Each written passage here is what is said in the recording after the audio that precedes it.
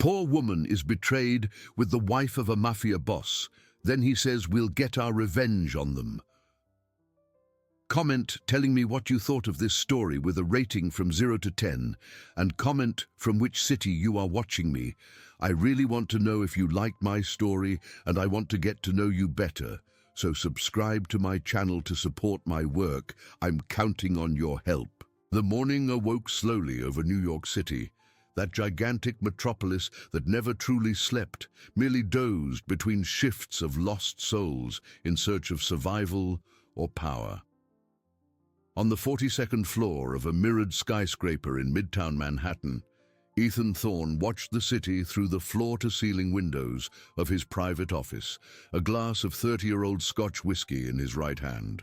Although it wasn't even 9 in the morning, at 35, Ethan had everything money could buy: a mansion in Greenwich, Connecticut with 16 rooms, a garage with 12 imported cars, bank accounts in tax havens that held figures most people couldn't spend in 10 lifetimes, and the respect or fear of practically everyone who crossed his path in the city. But on that specific Thursday morning, none of it mattered. His hands trembled slightly, holding the glass, not from the alcohol, but from the cold rage that had taken hold of his chest over the last 48 hours. On the solid mahogany desk behind him lay a brown folder with photographs, transcripts of phone conversations, and detailed reports his trusted men had compiled. Every page of that folder was a stab at everything he had believed in for 17 years of marriage. Charlotte was cheating on him. His wife, the woman he had loved since he was 16, the mother of his daughter, the only person in the entire world whom Ethan had allowed himself to trust completely, had been secretly meeting for 2 years with a middle-aged lawyer named Richard Myers. The meetings happened on Thursdays, always at the same discreet motel in the West Village, and sometimes in out-of-the-way restaurants where she thought no one would recognize her. Ethan had evidence of everything: the deleted messages recovered by expert hackers, security camera videos from parking garages, even audio recordings of conversations where Charlotte laughed in a way she hadn't laughed with him in years, whispered words of desire she hadn't whispered in his bed for years. The discovery had been accidental. One of his security guards, responsible for watching for potential threats to the family, noticed that Charlotte was following a suspicious routine on Thursdays, always leaving home at the same time, claiming to be going to Pilates classes, but her car's GPS showed completely different routes. As a precaution, the guard began to investigate, and when he presented the first clues to Ethan 3 days ago, the entire castle of certainties that supported the emotional life of the head of the Thorne organization crumbled like sand. Ethan downed the rest of the whiskey at once, feeling the liquid burn down his throat, wishing the physical burn could somehow numb the emotional pain tearing at his chest. He was not a naive man. For 17 years, he had commanded the most powerful criminal organization in the state, an operation that moved billions in international drug trafficking, money laundering, and a complex network of legal businesses that served as fronts. He had killed men with his own hands when necessary, ordered executions, destroyed entire families of rivals who dared to challenge him. He knew that loyalty was a rare commodity in this world, that betrayal was the common currency, that trust was a luxury few could afford to feel. But Charlotte was different. Or at least that's what he had believed for almost 2 decades. They met when Ethan was still just the boss's son, a 16-year-old boy who secretly hated the violent world he was born into and dreamed of escaping somehow. She was 15, the daughter of middle-class merchants from Queens, studying at a private school where Ethan was enrolled under a false name after his family received death threats from a rival outfit. It was love at first sight that Saturday afternoon, when they bumped into each other in the corridor of the Queens Center Mall, she dropping the books she was carrying, he bending down to help her pick them up. Their eyes meeting, and something inexplicable happening in that instant. For 2 years, Ethan lived the illusion that he could be normal. He met with Charlotte in secret, made excuses to be with her, introduced himself as the son of a businessman who preferred to keep a low profile. She believed, or pretended to believe, and Ethan, for the first time in his life, experienced what it was to be loved for who he was, and not for the power his surname represented. He made secret plans to run away, to leave everything behind, to build a simple life in some small town where no one knew the name Thorn and all the blood that had been shed to build that empire. But life had other plans. 2 weeks before his 18th birthday, Ethan's father was assassinated in an ambush set up by a rival family trying to take control of distribution routes in the city's east side. The organization was left without a leader. The advisors gathered, and Ethan was called to take the position he never wanted, but for which he had been prepared his entire life. That night, sitting in a room full of men in their 40s, 50s, 60s, all waiting for him to show weakness, to seize power for themselves, Ethan had to choose between love and survival. He chose both, or tried to. He took command of the organization with a firm hand, personally executing the 3 traitors who had sold information to the rivals who killed his father, consolidating his power in a brutal and definitive way. And then, at 19, and with his hands already stained with blood, he sought out Charlotte and told her the truth, the whole truth. Who he was, what he did, the world he lived in. He expected her to run, to reject him, to curse him for having lied for 2 years. But Charlotte, 2 months pregnant with a daughter they didn't even know would be a girl yet, just held his hands and said she loved him enough to face anything. They married a month later in a discreet ceremony, and Ethan spent the next 17 years believing that, despite all the darkness of his world, he had at least one true light in his life. He never cheated on Charlotte, never looked at another woman with desire, never accepted the countless opportunities that power and money placed in his path. While his partners and subordinates kept mistresses, frequented luxury brothels, changed women like they changed cars, Ethan remained faithful because he believed that Charlotte's love was the only pure thing left in his corrupted soul, and it was all a lie. The brown folder on the desk proved it with irrefutable evidence. Charlotte didn't love him, probably never had. She loved what he represented: security, luxury, status, power by association.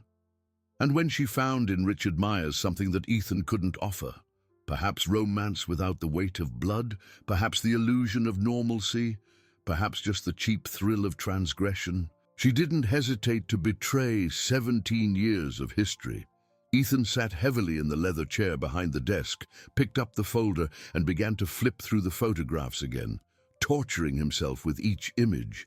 Charlotte entering the motel hand in hand with Richard, Charlotte laughing in a restaurant in Soho, her body leaning forward intimately, Charlotte kissing Richard in the underground parking lot of a shopping mall. Each photo was a new stab, and Ethan forced himself to look because the pain at least made him feel something other than the emptiness that had taken over his chest. It was then that his eyes fell on a section of the report he hadn't yet examined closely. His investigators were meticulous, and they had done a complete background check on Richard Myers, a 40-year-old corporate lawyer, a junior partner in a mid-sized firm downtown, comfortable annual income, but nothing extraordinary compared to the standards of luxury Charlotte was used to. Divorced for 5 years, no children from the first marriage, and then, on the last page of the dossier on Richard, a piece of information that made Ethan stop breathing for a moment. For 3 years, Richard Myers had been in a steady relationship with a 24-year-old young woman named Isabella Garcia, a resident of the Bronx. A dental clinic receptionist, a night law student, a monthly income of $1,200. The girl apparently didn't know Richard was involved with anyone else, believed they had a serious relationship, and was eagerly awaiting the day he would finally introduce her to his family and friends, a promise he had been making for 3 years, but always postponed with various excuses. Ethan reread the paragraph 3 times, and slowly, for the first time in 48 hours, a smile began to form on his lips. It was not a smile of joy, but of recognition of a perfect opportunity when it presented itself. Richard was also cheating, keeping 2 women simultaneously, lying to both. And this girl, Isabella, was completely innocent in the whole story, a victim just as much as Ethan was a victim. Although in completely different circumstances, Ethan's mind, trained by 17 years of command in an organization where strategy and planning were the difference between life and death, began to work at high speed. He could simply kill Richard. That's what everyone would expect of him. A car accident, a robbery gone wrong, a body that would never be found. It would be easy, quick, final, but it would also be hollow, empty, a revenge that would bring no real satisfaction.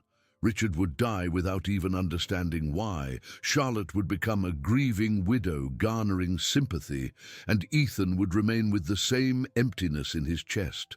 No, he wanted something different this time. He wanted them both to suffer what he was suffering. He wanted Charlotte to feel the humiliation of being publicly exposed, of having her hypocrisy revealed to the world. He wanted Richard to lose everything he had gained by deceiving 2 women. And looking at Isabella's photo attached to the report, a young woman with delicate features and eyes that, even in a surveillance photo, seemed to carry a mixture of hope and weariness, Ethan saw the perfect instrument for his revenge. She was not a beautiful woman by the conventional standards that dominated magazines and social media. She was beautiful in a simple, natural way, without elaborate makeup or designer clothes. In the photo, she wore faded jeans and a cheap white cotton blouse, a worn-out backpack on her back, and was standing at a bus stop with a book open in her hands, taking advantage of the waiting minutes to study. There was something in the image that touched Ethan unexpectedly. Perhaps the determination visible even in a simple surveillance photograph, perhaps the memory of a time when he himself had dreamed of a simple and honest life. The plan began to form with crystalline clarity in his mind. Approach Isabella, win her over, make her fall in love with him, and then, at the right moment, publicly expose Richard's double betrayal, showing Charlotte that she was not the only woman being deceived, showing Richard that his lies had been discovered, and humiliating both in the most painful way possible, by revealing that Richard's other victim had found solace in the arms of Charlotte's betrayed husband, closing a perfect circle of betrayal and counter-betrayal. It was cruel, it was calculated, it was exactly the kind of strategy Ethan had perfected over 17 years of leading a criminal organization. And for the first time since discovering Charlotte's betrayal, Ethan felt something beyond pain and anger. He felt purpose. He picked up the phone and dialed his right-hand man, a former federal agent named Marcus, who had been working exclusively for the Thorn organization for 10 years. Handling investigations and special operations. Marcus, he said, I need a complete workup on this girl, Isabella Garcia. I want to know everything about her routine, where she studies, where she works, the places she frequents, who she hangs out with. And I want a dossier on her family too, mother, father, siblings, everything. But Marcus, this is confidential even from the others. Only you work on this. Understood? It was understood, boss. How much time do I have? He was given 48 hours. And Marcus, he added, I also need a complete fake identity. Documents, history, everything that can withstand a superficial investigation. I'll need to pass as a middle-class businessman, nothing too flashy. Can you do it? On the other side of the line, Marcus hesitated for only a second before responding that he could. Boss. He asked if he could inquire about the objective. Ethan looked again at the photograph of Isabella, that girl who didn't even know she was about to become the centerpiece in a dangerous game of revenge and counter-revenge. "No," he said, "you can't. I just need you to trust me and do the job." Marcus replied that he always trusted him, boss. Always. Ethan hung up and remained alone in his office for a few more minutes, looking at the city below. New York was fully awake now. Millions of people starting another day of struggle for survival or glory, each carrying their own invisible burdens, their own secret pains, their own private wars. And somewhere in this gigantic metropolis, a 24-year-old girl was catching the second bus of the day towards a job that paid $1,200 a month, completely oblivious to the fact that her life was about to change in ways she could never imagine. Ethan locked the folder in the safe built into the wall behind a fake painting, straightened the Italian tie that cost more than Isabella earned in 3 months, and left the office. He had a revenge to plan, and for the first time in 48 hours, he felt in control again. He didn't know yet that this feeling of control was an illusion, and that Isabella Garcia would not just be an instrument in his revenge plan, but the force that would end up destroying and rebuilding everything he thought he knew about himself. 2 days later, on a rainy Friday in March, Ethan was sitting at a discreet table in the library of the private college where Isabella studied law at night. Marcus had done an impeccable job. The dossier on Isabella revealed a predictable and disciplined routine. She woke up at 5 in the morning, helped her mother prepare breakfast, took the first bus at 5:45, arrived at the dental clinic where she worked at 7, left at 5 in the afternoon, took another bus to the college, attended classes from 7 to 10:30, and then studied in the library until it closed at midnight before catching the last bus back to the Bronx, arriving home around 1 in the morning. It was a brutal routine of almost 20 hours a day between work, study, and commuting, and Ethan couldn't help but feel a pang of admiration for the girl's determination. She could have given up, could have settled for a simple job and a life without great ambitions, but she chose every day to face this exhaustive marathon because she believed in a better future. The dossier also revealed details about the family. Her mother, Maria Garcia, had worked as a housekeeper for 20 years in a wealthy family's house on the Upper East Side, leaving home at 5 in the morning and returning only at 8 at night, 6 days a week. Her father had died 8 years ago in a construction accident, leaving the family with no support other than a meager insurance payout that barely covered basic bills. There was also a younger brother, Gabriel, 16, who studied at a public school and dreamed of being an engineer, maintaining excellent grades despite all the difficulties. It was a family that fought with dignity against all the adversities that New York imposed on the poor, and Ethan felt a growing discomfort as he realized he was about to use Isabella as a tool of revenge against people who didn't even know of his existence. But the image of Charlotte kissing Richard still burned in his mind, and he pushed aside any hesitation. The fake identity was perfect. Ethan was now Lucas Mendoza, a 35-year-old businessman who worked in importing medical equipment, with a comfortable but not extravagant income, single, no children. The documents were flawless. There was even a history of tax returns, and a rented apartment in Lucas's name in the West Village, all built to withstand any superficial check that Isabella or anyone close to her might make.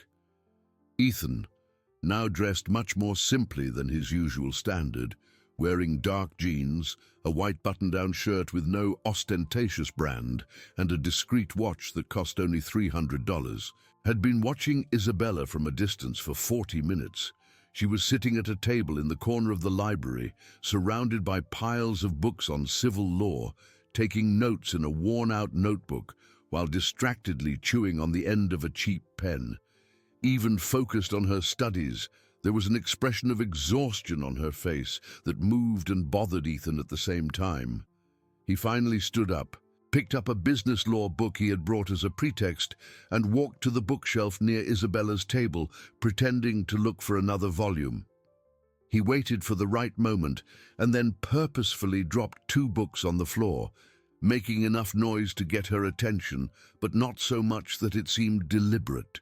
Isabella looked up from her notes, startled, and their eyes met for the first time. Ethan felt something strange happen in that instant, an unexpected connection that caught him completely by surprise. Her eyes were brown, tired, but there was a living intelligence there, a strength that contrasted with the apparent physical fragility of her too thin body, clearly malnourished by years of financial hardship. "Sorry," Ethan whispered, bending down to pick up the books, trying to seem genuinely embarrassed. He explained he was looking for a specific book on business law and ended up dropping these. Isabella smiled, and it was a tired but kind smile, the kind of smile from someone used to being patient with life's small inconveniences. She said it was no problem and asked what book he was looking for, offering to help since she had been studying there for 3 years and knew the chaotic library's organization more or less. Ethan pretended to think for a moment, then mentioned a technical title he knew was available in the library because Marcus had checked beforehand. Isabella nodded, stood up, and walked to another shelf, returning a minute later with the book in her hands. She handed it to him, asking if he studied law too or worked in the field. Ethan took the book, making sure their fingers briefly touched in the process.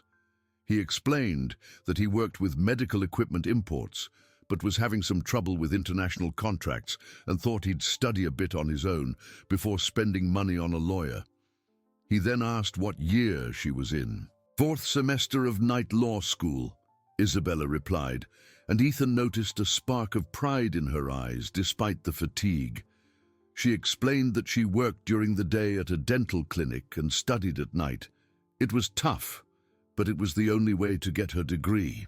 Ethan nodded with genuine understanding, forgetting for a moment that he was following a planned script. He said he admired her determination, that it must be very difficult to maintain that pace. Isabella admitted it was, and for the first time, Ethan saw a real vulnerability in her expression, as if she rarely had the opportunity to talk about her own difficulties. She confessed that some days she woke up and thought about giving up, but then she remembered her mother, who worked her whole life as a housekeeper to give her an education, and her younger brother, who was counting on her to help him get into college too.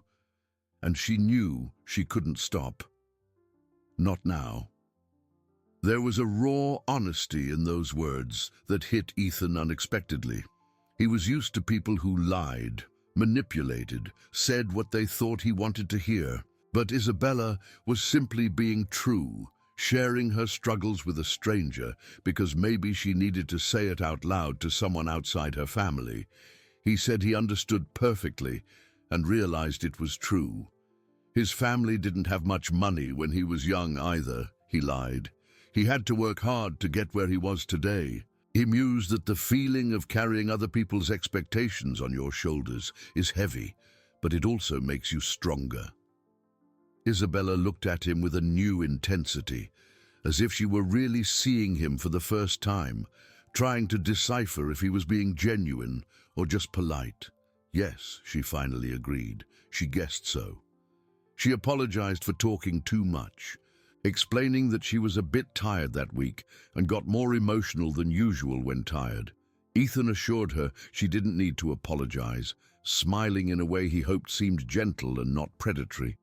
He said that sometimes it's good to talk to someone who doesn't know your whole story, with less judgment and fewer expectations. Isabella smiled back, and this time the smile reached her eyes. True, she agreed. She said she had to get back to studying because she had a test on Monday and hadn't finished reviewing all the material. But it was nice talking to him. She wished him good luck with his international contracts. Ethan thanked her and went back to his table. But but spent the next hour pretending to read the business law book while actually discreetly watching Isabella study. There was something in the way she concentrated, completely oblivious to the world around her, totally immersed in the books, that fascinated him. It wasn't just physical beauty, although she was pretty in a simple and natural way that he found refreshing. It was the intensity, the determination visible in every movement, the way she didn't let her obvious fatigue stop her from continuing. When the library announced it would close in 15 minutes, Ethan packed his materials and waited for Isabella to do the same. She stacked the books carefully, returning each one to its correct place on the shelf, and then picked up her worn-out backpack and walked towards the exit. Ethan followed her at a safe distance, staying invisible, just making sure she got to the bus stop safely. It was almost midnight when Isabella left the college, and the surrounding streets were practically deserted. Ethan saw her walk 3 blocks to the bus stop, always alert, always looking around with the caution of someone who grew up in New York and knew a woman alone at night needed to be extra careful. When she finally got on the bus that would take her back to the Bronx, Ethan returned to where he had left his car, a discreet sedan he had bought specifically for this operation, nothing that would attract attention like his usual cars. On the way back home, Ethan found himself thinking about Isabella in a way he hadn't planned. There was something about her that disturbed him, that messed with certainties he had about the world and about people. She was everything he was not: honest, hard-working, fighting against adversity without becoming bitter or cynical. And for the first time since he had devised the revenge plan, Ethan felt a pang of guilt for planning to use her as an instrument to hurt Richard and Charlotte. But the guilt lasted only until he got home and found Charlotte in the living room, watching television and pretending that nothing had changed, pretending that she hadn't been cheating on him for 2 years, pretending she loved her husband while planning the next meeting with her lover. Ethan looked at his wife and felt the rage return with full force, burning away any hesitation he might have had about using Isabella in his revenge. In the following days, Ethan began to frequent the college library regularly, always on Friday nights when he knew Isabella would be there. Gradually, carefully, and calculatedly, he built a friendship. They started studying together, he pretending to need help with legal concepts for his import contracts, she genuinely interested in discussing practical cases that helped her better understand the theory she was studying. Ethan discovered that he liked talking to Isabella. She had strong opinions about social justice, about inequality, about how the American legal system favored the rich at the expense of the poor. She spoke with passion about her dream of one day working as a lawyer, defending people who couldn't afford adequate legal representation. There was a naivete in those dreams that both moved and irritated Ethan, because he knew better than anyone how the real world worked, how money bought not only material goods but also justice, influence, and power. But he never said that to Isabella. Instead, he encouraged her dreams, asked questions that led her to talk more about her hopes and aspirations, slowly building an intimacy that went beyond the superficial. And as the weeks passed, Ethan began to realize he wasn't just faking interest. He really cared about what Isabella thought, what she felt, the challenges she faced daily. A month after their first meeting, Isabella finally mentioned Richard. It was on a Friday night, as they were having coffee at a cheap diner near the college after they finished studying. Isabella seemed sadder than usual, distractedly stirring her latte with a straw while staring into space. Ethan asked if everything was okay, genuinely concerned about the change in her behavior. Isabella hesitated, clearly debating internally whether to share what was bothering her. Finally, she sighed and said there was a guy she had been dating for 3 years, or at least she thought she was. He said he loved her, said he wanted to build a future with her, but he never introduced her to anyone in his life. Not family, friends, co-workers, nothing. There was always a different excuse, always a need to wait for the right moment, for him to get better established first. Ethan felt rage grow inside him, not directed at Isabella, but at Richard, the man who was simultaneously deceiving his wife and this girl who clearly loved him. He asked if she had ever confronted him about it. Isabella nodded, her eyes starting to glam with unshed tears. She had several times. And he always turned it around, she explained, saying she was insecure, that she was pressuring him, that if she really loved him, she would trust his timing. And she always ended up feeling guilty, as if she were being too demanding.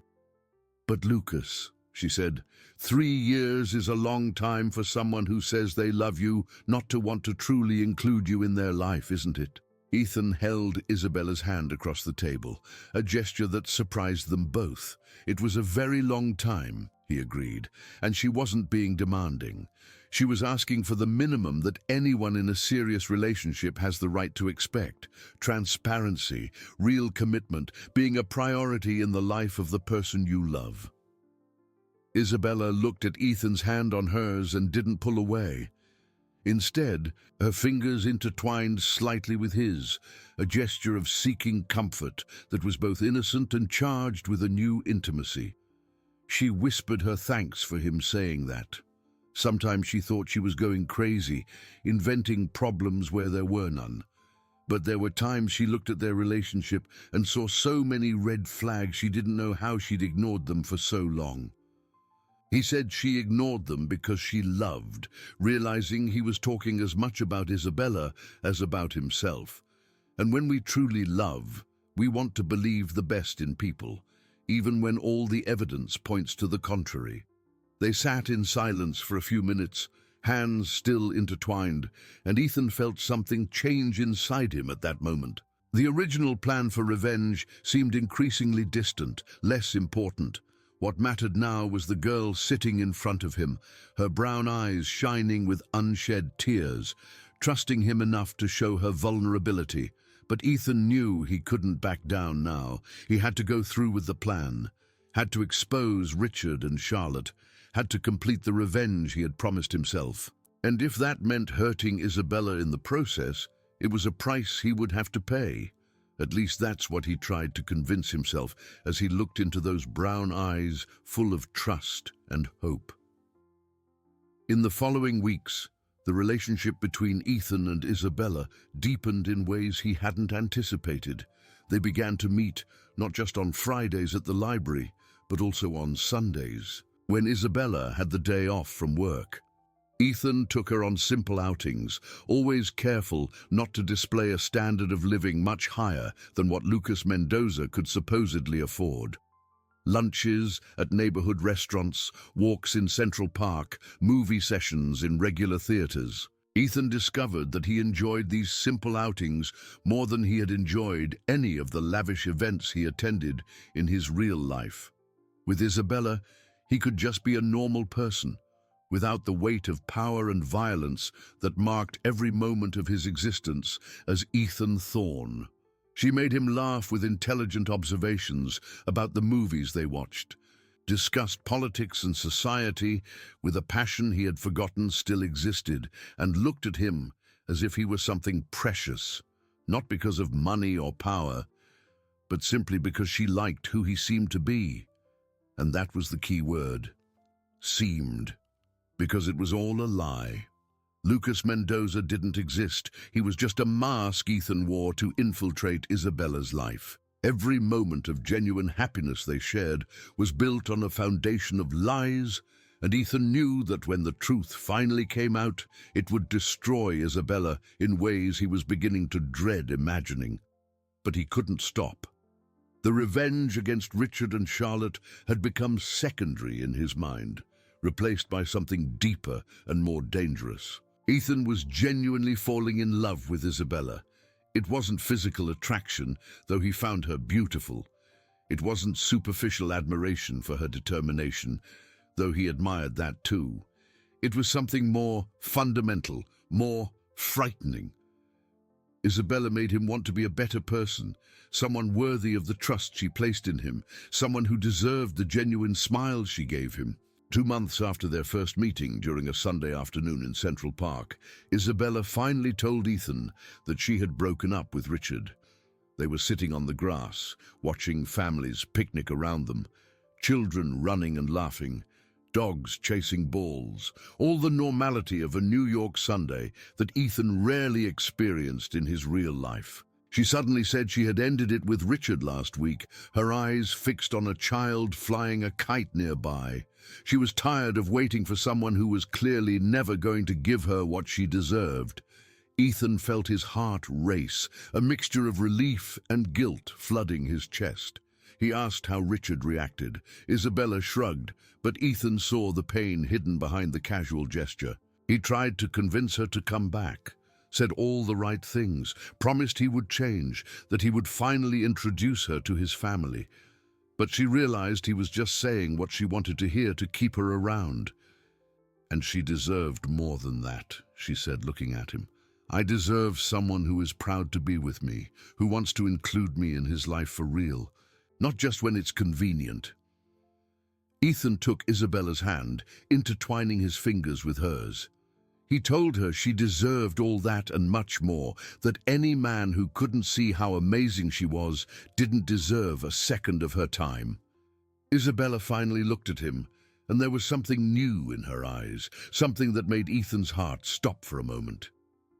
She said that's why she broke up with him, Lucas, because she realized she was holding on to something dead, waiting for it to revive when she could be investing in something alive and real. He asked what she meant, though he already knew the answer, could see it in her eyes. Isabella moved closer, and for the first time since they met, she took the initiative, leaning forward and kissing Ethan softly on the lips. It was a tentative, almost shy kiss, but filled with such genuine emotion that Ethan felt something break inside him.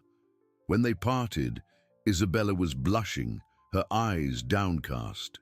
She apologized, saying she shouldn't have done that without asking first if he... Ethan interrupted her by kissing her again, this time with more intensity, pulling her close and forgetting for a moment who he was, what he was doing, all the lies he had told. In that instant, it was just Lucas kissing Isabella under the Sunday afternoon sun in Central Park, and nothing else mattered. But when they finally separated, breathless and smiling, reality came crashing back down on Ethan. He was kissing a girl who had no idea who he really was. He was building a relationship on lies. And worse, he was making Isabella fall in love with him while planning to use that love as a weapon in his revenge against Richard and Charlotte. The guilt should have stopped him. It should have made him confess everything right then, before it was too late.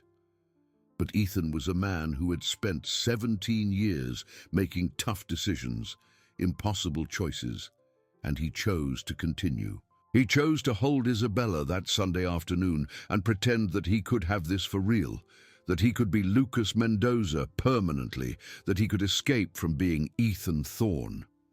In the following months, the relationship between Ethan and Isabella blossomed in ways that surprised them both. Ethan discovered that Isabella didn't want luxury or extravagance. She was genuinely happy with simple things. A book he bought because he remembered she had mentioned wanting to read it. A home-cooked lunch they made together in her small Bronx apartment. Long conversations about dreams and fears that stretched into the early morning. Ethan began to frequent Isabella's apartment regularly, and it was there that he met Maria and Gabriel. Isabella's mother welcomed him with the natural hospitality of someone used to making much with little, serving coffee and homemade cake, while examining him with the experienced eyes of a mother who knows that any man approaching her daughter needs to be carefully evaluated. Gabriel, the younger brother, looked at Ethan with a mixture of curiosity and suspicion, asking questions about the import business, about where Ethan studied, about his future plans with Isabella. Ethan answered all the questions with the carefully constructed lies he had prepared, hating every false word, but unable to stop. What disturbed Ethan the most was how easily he adapted to that simple life. The Sundays he spent in the cramped Bronx apartment, helping Isabella study for her exams, watching old movies on a small television, talking with Maria about life while she cooked, became the moments he most looked forward to during the week. It was a life completely different from anything he knew, and for the first time in 17 years, Ethan wondered if power and wealth were really worth anything when compared to the simplicity of being genuinely loved for who you are. But he wasn't who Isabella thought he was. That was the truth that haunted him every night when he returned home to the mansion in Greenwich, to Charlotte, who continued to live her double lie without knowing she had been discovered, to the world of violence and crime that awaited his orders. Ethan was living two completely separate lives, and he knew that eventually he would have to choose one. The crisis came unexpectedly on a Thursday night, 4 months after Ethan had started to get close to Isabella.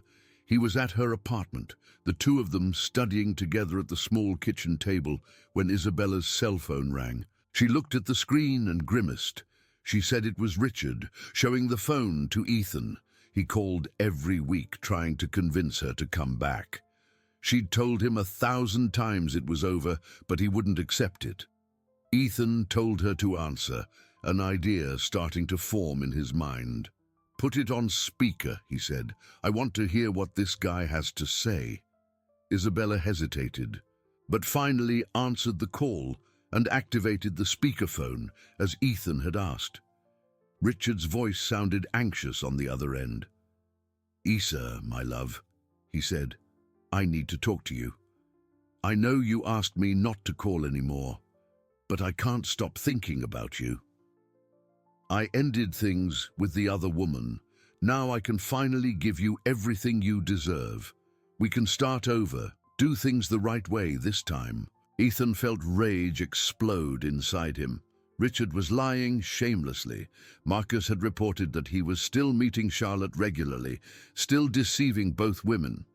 And now he had the audacity to lie to Isabella again, trying to manipulate her back into the relationship. Isabella looked at Ethan before answering, her eyes silently asking for permission or perhaps encouragement. Ethan nodded, and she finally spoke, her voice firm despite the slight tremor Ethan recognized as a sign of nervousness. "Richard," she said, "I already told you it's over. I don't want to start anything over with you. I'm moving on with my life, and you should do the same." "There's another guy, isn't there?" Richard accused, his voice turning aggressive. "That's why you broke up with me so suddenly. You cheated on me, Isabella, after everything I did for you." Ethan saw red. Everything Richard had done for Isabella. The man who had kept her hidden for 3 years, who had lied about ending his marriage, who was still simultaneously cheating on his wife and his girlfriend. The hypocrisy was so grotesque that Ethan almost snatched the phone from Isabella's hand to scream truths that Richard couldn't imagine he knew. But Isabella answered before he could, her voice now firm and without any hesitation. "I didn't cheat on you, Richard. I broke up with you first, made it very clear that it was over. And yes, there is someone new in my life, someone who treats me with the respect you never had. Now stop calling. I don't want to talk to you anymore." She hung up before Richard could respond and stood looking at the phone with her hands trembling slightly. Ethan got up and pulled her into a hug, feeling her tremble against his chest. He whispered in her hair that she was incredible, firm, clear, not letting him manipulate her. Isabella pulled away a little to look at Ethan, and there were tears in the corners of her eyes, but there was also something that looked like pride. She said it was the first time she had been able to talk to him without feeling guilty, without letting him turn the tables. "And it was because he was there," she said. "You make me feel strong. You remind me that I deserve to be treated well." Ethan kissed Isabella, and in that kiss there was a desperation she couldn't identify, a guilt he couldn't confess, a love he hadn't planned to feel. And when they finally separated, Ethan made the decision he knew had been inevitable from the beginning. It was time to execute the final revenge. It was time to expose Richard and Charlotte publicly, to humiliate them in the same way they had humiliated him, and then he would have to confess everything to Isabella, reveal who he really was, and accept that he would probably lose her forever when the truth came out. The plan was simple but brutal. Ethan reserved a table at the same Soho restaurant where Charlotte and Richard used to meet on Thursdays. He arranged a romantic dinner with Isabella for the same night, making sure through Marcus that the adulterous couple would be there at the agreed time. And then he waited, counting the days with a mixture of anticipation and dread. On the appointed Thursday, Ethan picked up Isabella from work. She was radiant, wearing a simple dress she had bought especially for the occasion, saying she wanted to look pretty for the first truly elegant dinner they would have together. Ethan looked at her and felt his heart break, knowing that in a few hours that happy smile would be destroyed by revelations that would change everything. The restaurant in Soho was sophisticated, but not ostentatious. Exactly the kind of place people like Richard would choose for extramarital affairs because it was discreet enough not to attract attention, but elegant enough to impress. Ethan and Isabella arrived first, were led to a table with a view of the main entrance, and Ethan ordered a bottle of wine that cost more than Isabella's monthly salary, something she commented on with discomfort. "Lucas," she said, "this is too expensive. We could have ordered something simpler." Ethan held her hand across the table. "You deserve the best, Isa," he said. "Let me give you this today, please." Isabella smiled, clearly touched, not knowing that every kind gesture from Ethan that night was stained by the cruel manipulation that was about to happen. They talked about future plans, about how excited Isabella was because she had gotten a paid internship at a law firm that would pay double what she earned at the clinic, about how maybe she could finally reduce her workload and focus more on her studies. And then Charlotte and Richard walked into the restaurant. Ethan saw them first, his body tensing automatically, even as he tried to keep his expression neutral. Charlotte was wearing a designer dress Ethan had bought for her months ago, her hair styled at an expensive salon, jewelry that cost more than Isabella would earn in 5 years of work. Richard was by her side, his hand on the small of her back in a gesture of intimacy that made bile rise in Ethan's throat. The couple was led to a table diagonal to Ethan and Isabella's, positioned so that everyone could see each other clearly. Ethan had planned every detail, and now he watched as the tragedy he had orchestrated began to unfold. Richard saw Isabella first. Ethan watched the exact moment recognition crossed the man's face, followed by shock, confusion, and then anger. Richard stood up abruptly from his chair, almost knocking over the wine glass the waiter had just served, and walked directly to Ethan and Isabella's table. "Isabella!" Richard's voice came out too loud for the restaurant's ambiance, making other people look.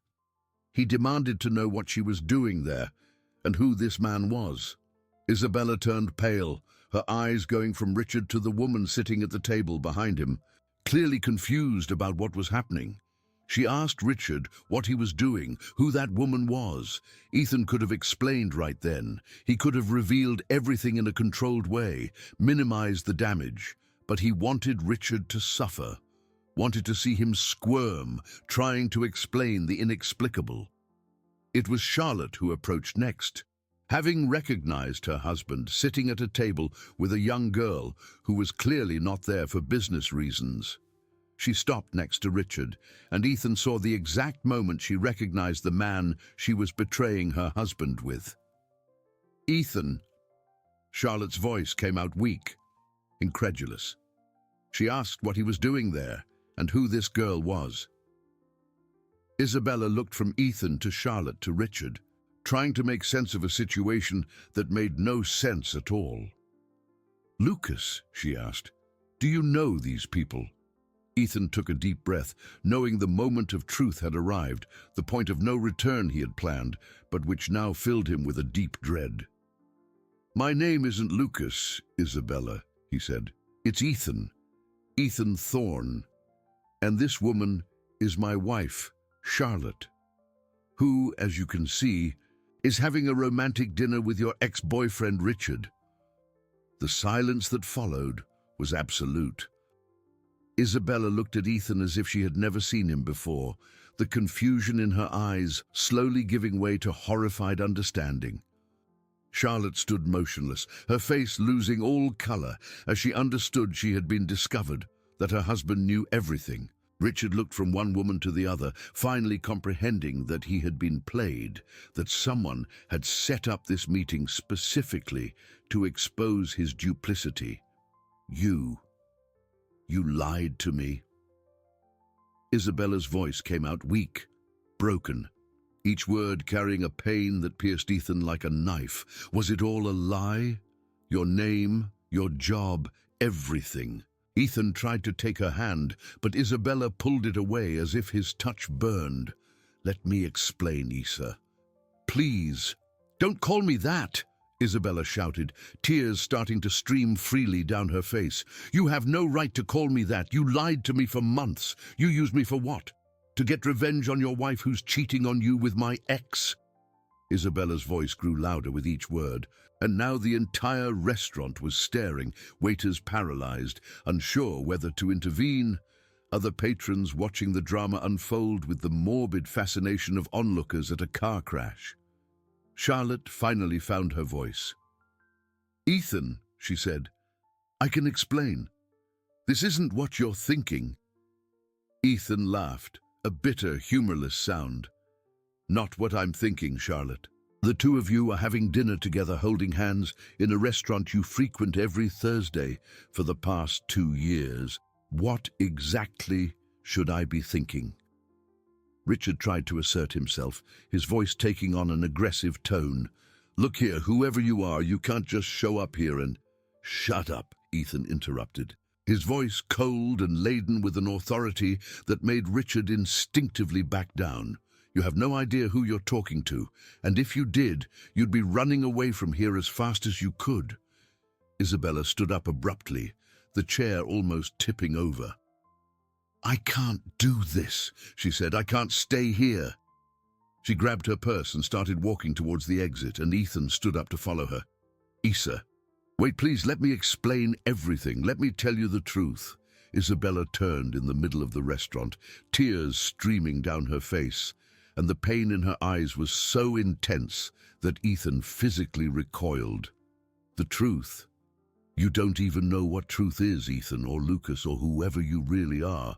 You spent months lying to me, making me believe I had finally found someone who truly loved me, when the whole time I was just a pawn in your sick revenge game." "It's not like that," Ethan tried, but the words sounded empty, even to his own ears.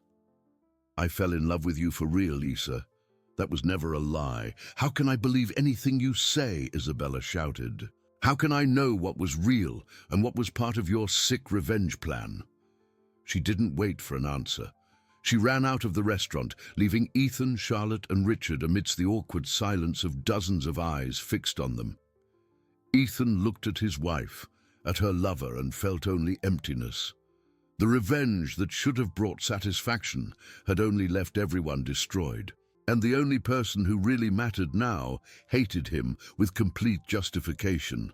Ethan left enough money on the table to pay for everyone's bills and walked out, ignoring Charlotte calling his name, ignoring Richard trying to say something. He needed to find Isabella, needed to make her understand, needed. He didn't even know what he needed. He only knew he had to try. He found Isabella at the bus stop, 2 blocks away, sitting on the ground, with her knees bent against her chest, crying in a way that completely broke Ethan's heart. He approached slowly, as one would approach a wounded animal. "Isa, please, give me a chance to explain everything, the whole story." Isabella looked up, and the anger in her eyes was almost palpable. "Everything.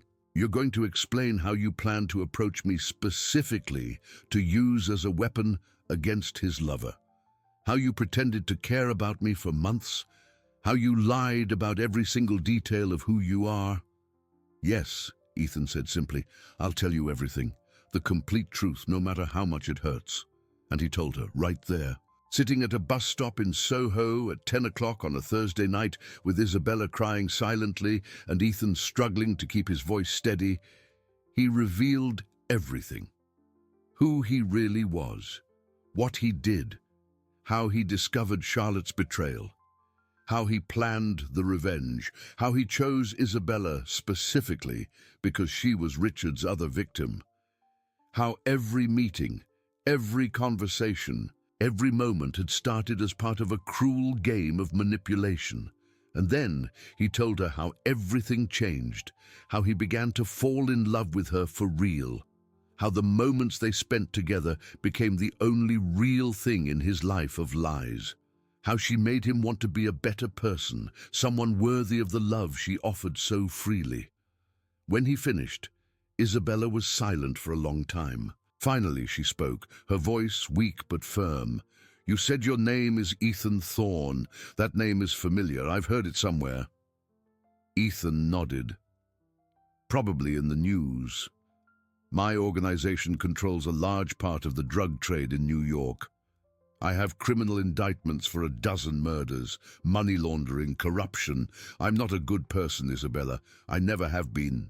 Isabella looked at him as if she was seeing a stranger, and Ethan realized that's exactly what he was to her now.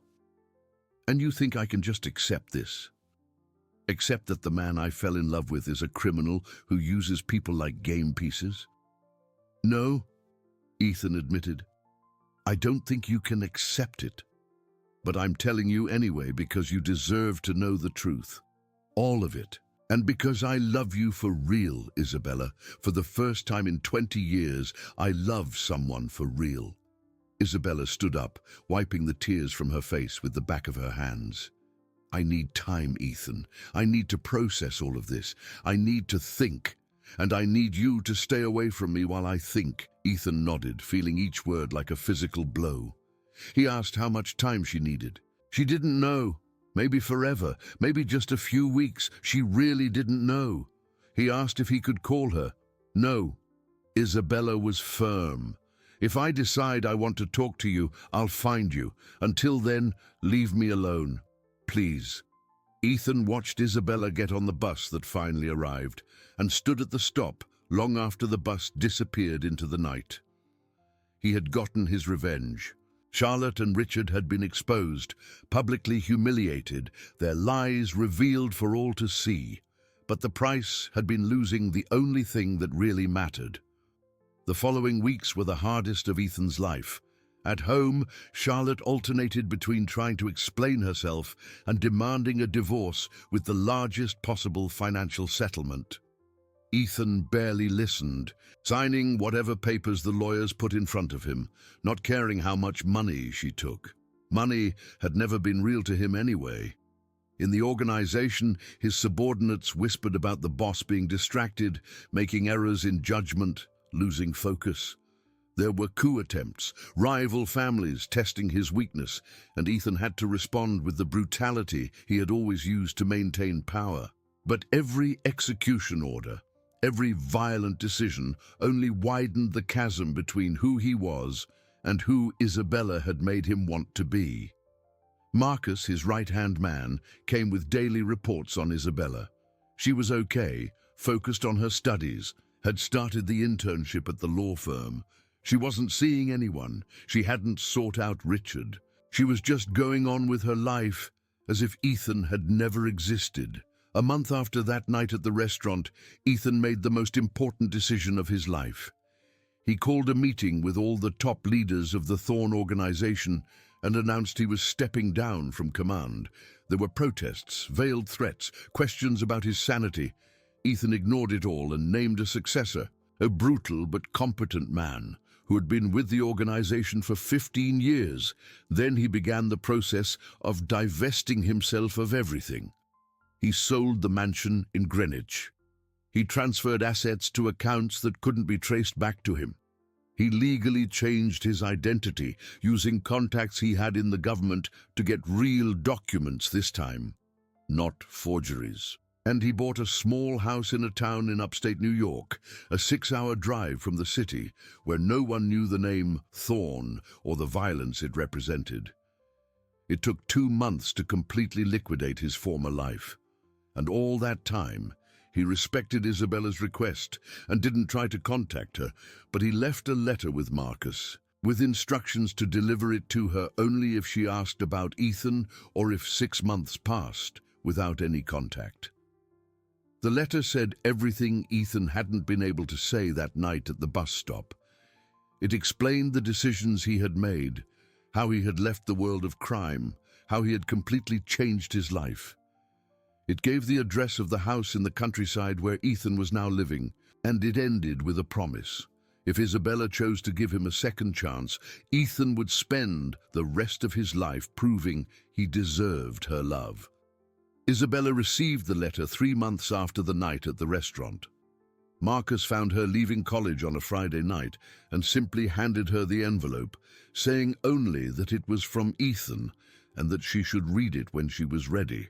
Isabella kept the letter for a week before opening it. When she finally read it, sitting alone in the small room she shared with her brother, tears streamed down her face as she absorbed every word. Ethan had really given up everything. He had left crime, violence, the power that had been his entire life, and he had done it for her. But the pain of betrayal was still too fresh. The feeling of being used, manipulated, turned into a tool of revenge, still hurt deeply. Isabella put the letter in a drawer and tried to move on with her life. Another month passed. Isabella finished her 4th semester with excellent grades.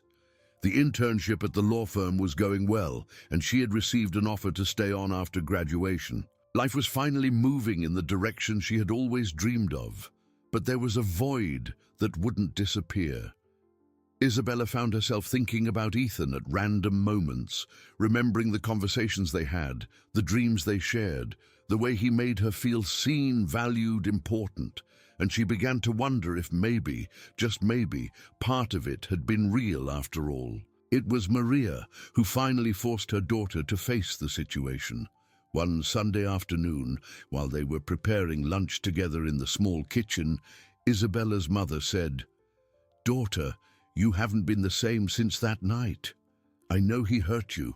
I know he lied, but I also see that you still think about him. Maybe it's time to decide if you're going to forgive or if you're going to truly move on, because being in this limbo is only hurting you more." Isabella took a bus upstate on a Friday afternoon, after much thought and reconsideration. The journey took 6 hours, time she used to mentally prepare what she would say, how she would react upon seeing Ethan again after 4 months. The house was simple. In a quiet neighborhood of a small town Isabella didn't even know the name of until she looked at a map. When she rang the doorbell, her heart pounding so hard she could hear the blood pulsing in her ears, it was Ethan who answered. He looked different, thinner, with shadows under his eyes that spoke of sleepless nights. Dressed in simple clothes that would never have a place in Ethan Thorne's wardrobe, but perfectly suited the person he was trying to become. "Isa," was all Ethan could say, his voice breaking on the last syllable. They looked at each other for a long moment, the full weight of 4 months of separation and pain between them. Then Isabella spoke, her voice firm despite the tears beginning to form. "I need to know if it was real. Was any part of what we had real?" Ethan nodded, his own eyes shining. "Everything was real, Isa. Every conversation, every laugh, every moment. The way it started was a lie, but everything I felt for you was the truest thing in my life. How can I trust you again?" Ethan took a deep breath. "You can't. Not yet. But if you give me a chance, I'll spend every day of the rest of my life showing you that I've changed, that I'm worthy of your trust. I gave up everything, Isa. the power, the money, the violence, everything. Because I realized none of it was worth anything without you.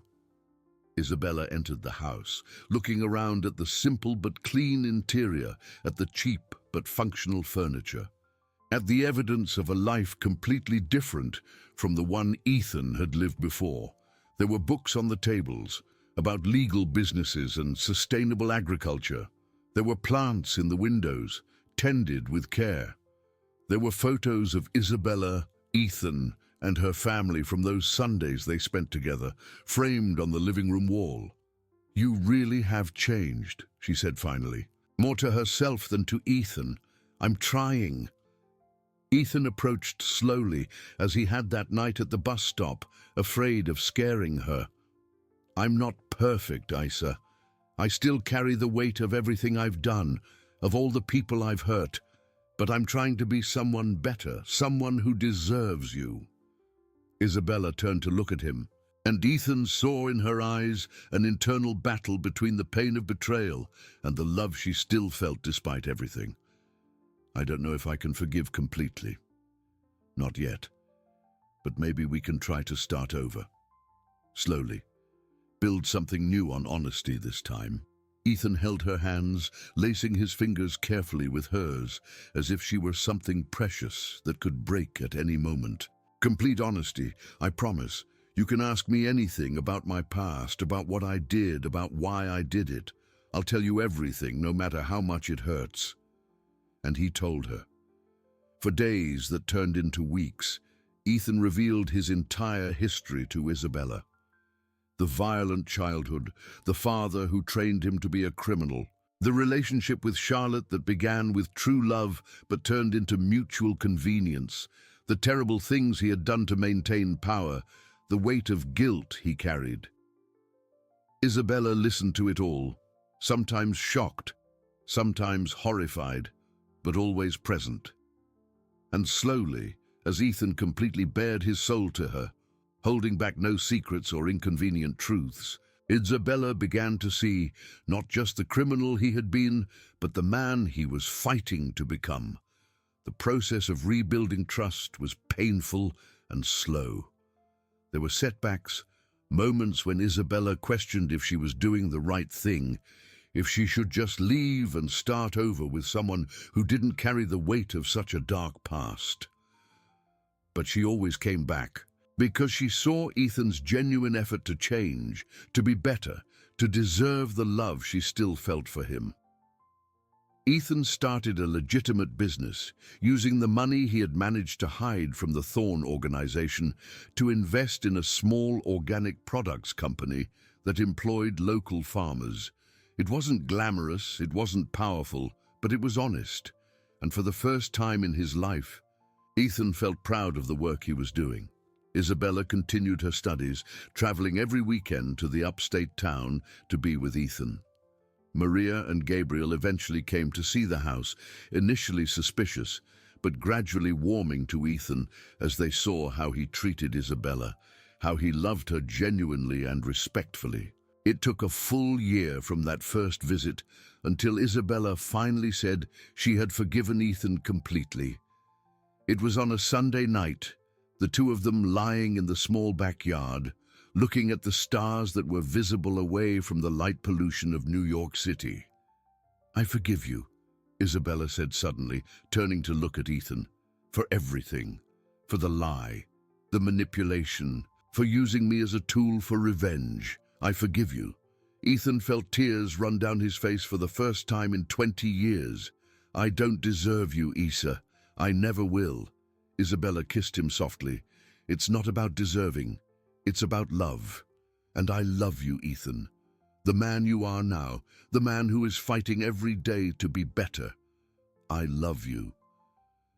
6 months later, Isabella graduated from law school with honors.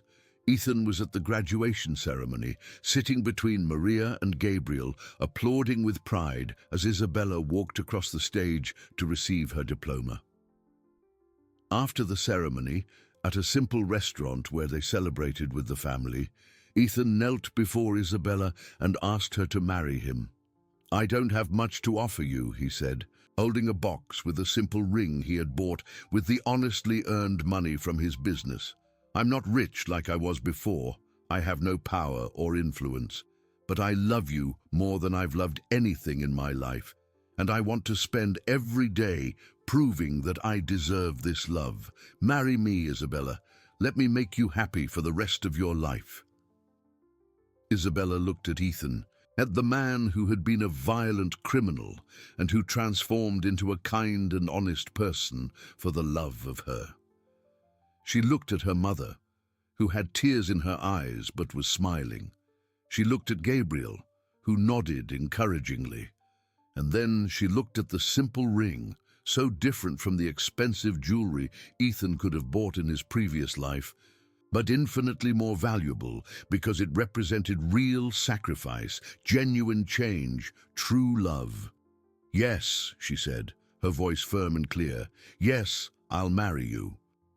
The wedding was simple, in a small church in the upstate town, with only close family and a few friends Isabella and Ethan had made in the community. There was no luxury, no ostentation, but there was genuine love in every detail, in every vow exchanged, in every tear shed. Isabella brought Maria and Gabriel to live with them in the upstate house, finally able to offer her mother the rest she deserved after 20 years of exhausting domestic work. Gabriel got a full scholarship to a public engineering university, fulfilling the dream he always had. And Ethan discovered a satisfaction in helping Isabella's family that was completely different from the empty power he had felt commanding a criminal organization. Life wasn't perfect.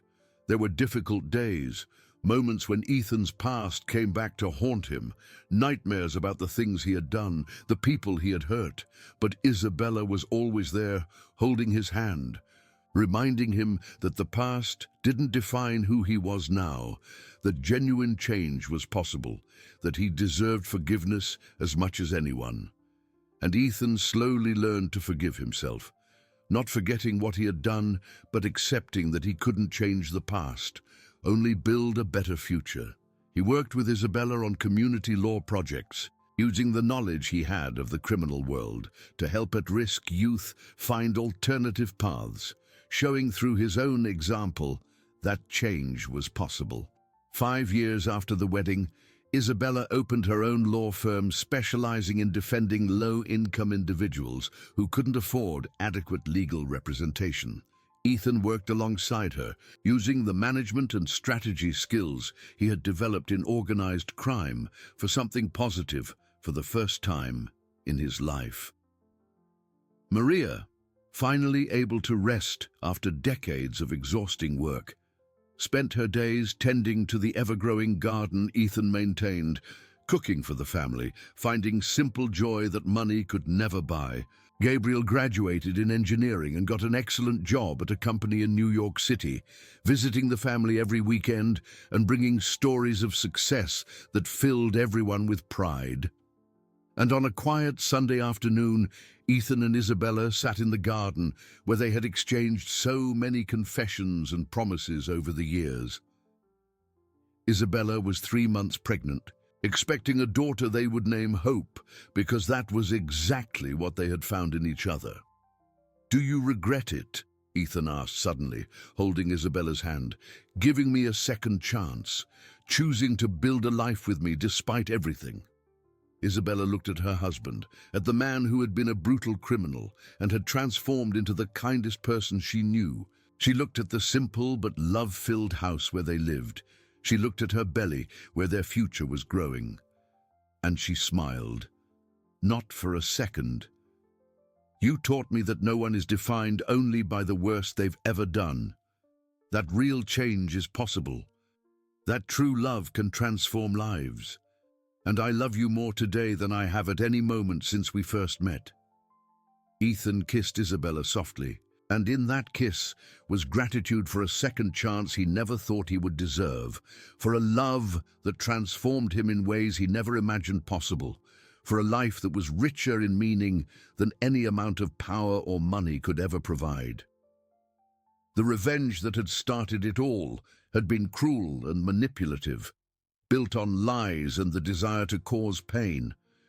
But from that darkness, something unexpected and precious had emerged. A true love that survived betrayal, lies, violence, and all the storms life had thrown in its path. And as the sun set over the garden where they sat, Ethan and Isabella knew they had found something few people ever find. A second chance to build a life based on honesty, respect, and unconditional love that transcended all the differences of class, past, and circumstances that once seemed insurmountable. If you like this video, please subscribe to my channel. I promise to bring you videos every day that will make your life happier.